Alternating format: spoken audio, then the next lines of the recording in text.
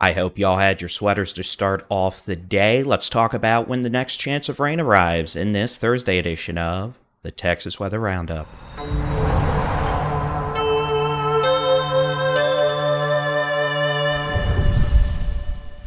Good morning. It is Thursday, the 17th of October, 2024. I'm Texas Storm Chasers Bully and Chief David Reimer. It is chilly across the state this morning, at least compared to our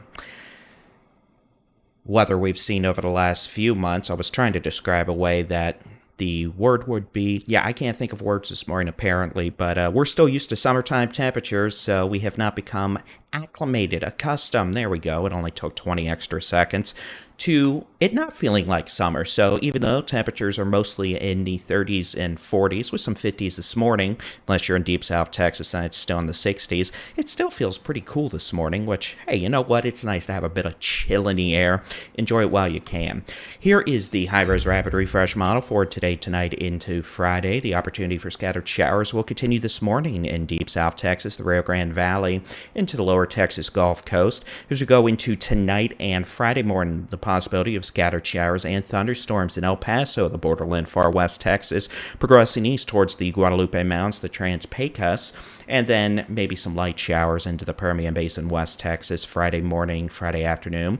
The opportunity for precipitation, showers and storms increasing along the Texas-New Mexico state line into far western portions of the Panhandle and West Texas Friday evening and Saturday morning, which will then take us to the longer range American weather model, the global forecast system, with the opportunity for scattered showers and thunderstorms on Saturday, Sunday, and into Monday morning, especially along and west of Interstate 27, Highway 385, and Highway 287, though chances of rain will spread further east into the Panhandle and West Texas Sunday into Monday morning. The potential for a few storms to be on the strong side, with maybe some pocket change size hail, gusty winds over 55 miles an hour, and we cannot completely rule out a brief tornado on Saturday or Sunday near the Texas-New Mexico state line. I'm traveling, so I'm sure that increases the probability tenfold alone, but the overall severe weather threat expected to be kept at bay mostly thanks to meager low-level moisture values since, crash of the cold front scoured out moisture into the Gulf of Mexico, and that likewise should also keep the low-level thermodynamics, the atmosphere, only modestly unstable. That being said, we'll still have plenty of moisture aloft to support heavier rains and beneficial rains.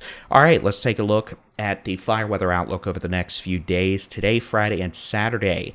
Today, high to locally extreme fire danger possible. The Panhandle, northwest Texas, all the way down through central Texas into northeast Texas. Friday, the highest potential for fire danger, according to the Texas A&M Forest Service, the Arklatex, Texoma, North Texas, Central Texas, the Brazos Valley, the Hill Country, and then as we go into Saturday, that danger will abate some for the Panhandle, where we're going to have wetting rains, cooler weather, but fire danger will remain a concern for the remainder of Texas going into the weekend as flash drought cured fuels, dry air mass continues, temperatures warming back up. Here's a look at the upper air pattern as we head into the weekend next week. Cut off upper level low setting up over the four corners of the southwest United States today, tomorrow, into the weekend. It's not going to be moving very much, which is why precipitation chances will be mostly confined to the Panhandle, West Texas, and the Borderland tonight through the weekend. With time early next week, that upper level low will begin to weaken, ejecting northeastward through the plains, may bring some gusty winds to the state, and then with time, we're expecting a mostly zonal weather pattern setting up for the middle of next week. That generally just means the jet stream will be progressing from west to east without any big old short waves or upper level storm systems helping to dip that jet stream further south.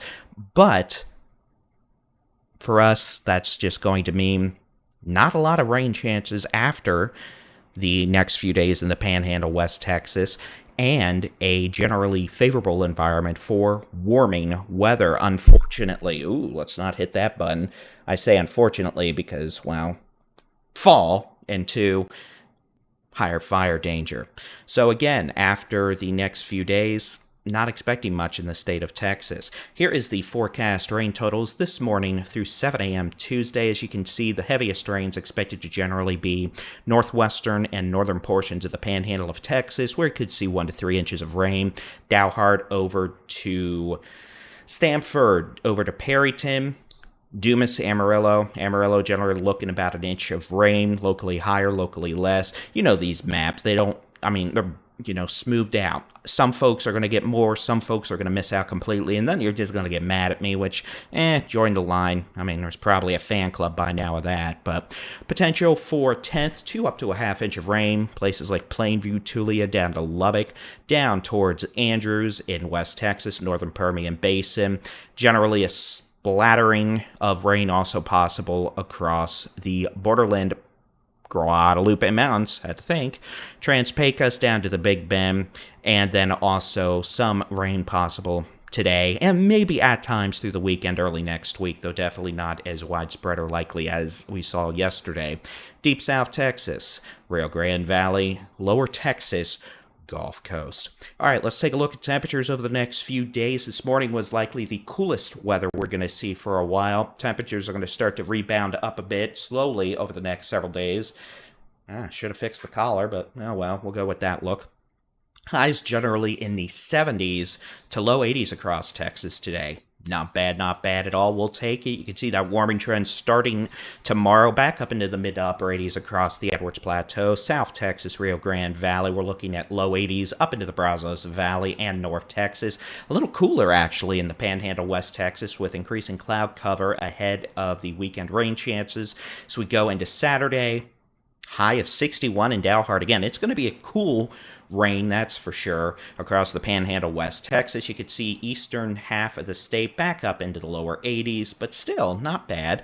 Maybe a couple of 90s down in deep South Texas into the Rio Grande Valley. So going to Sunday, we're back up into the upper 70s to middle 80s across a majority of the state. Still in the 60s and 70s, rain-cooled air in the Panhandle, West Texas, back up to about 80 in El Paso. As we get into Monday, the warming trend intensifies with middle to upper 80s expected across a majority of the state. Low 80s in the Borderland, 70s, Panhandle, West Texas, and that warming trend will continue unabated into next week. The Climate Prediction Center outlook for October 22nd through the 26th. Above average temperatures are likely to continue across a vast majority of the continental United States. The only folks looking like they may be cooler will be the Pacific Northwest up into portions of Montana and NorCal. Precipitation-wise, not looking great either, I'm afraid. Chances are leaning towards below-average precipitation chances as we go into the third and eventually fourth week of October. But at some point, that'll change, and you'll have to start listening to me talk about stormies again. But outside of the Panhandle in West Texas, that day is not today. That'll be it for your Texas Thursday edition of the Texas Weather Roundup. Boy, I need to go take a nap. Sorry, I've been cleaning. Brain fried. Not great. This has been the Thursday edition of the Texas Weather Roundup. As always, you can get your local weather forecast, interactive weather radar, daily Texas weather roundups, and more in the free Texas Storm Chasers mobile app. Just search for Texas Storm Chasers where you download apps for your device. Thanks for watching us here on the Texas Weather Center. If you're hitting us up on YouTube, hit that subscribe button. If you haven't already, get notified when we post new videos.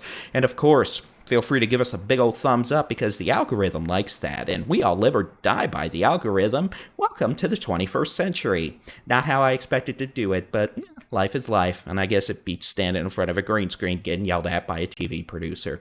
All right, y'all have a great Thursday. We'll be back bright and early Friday with your Friday edition of the Texas Weather Roundup. Have a great day. God bless.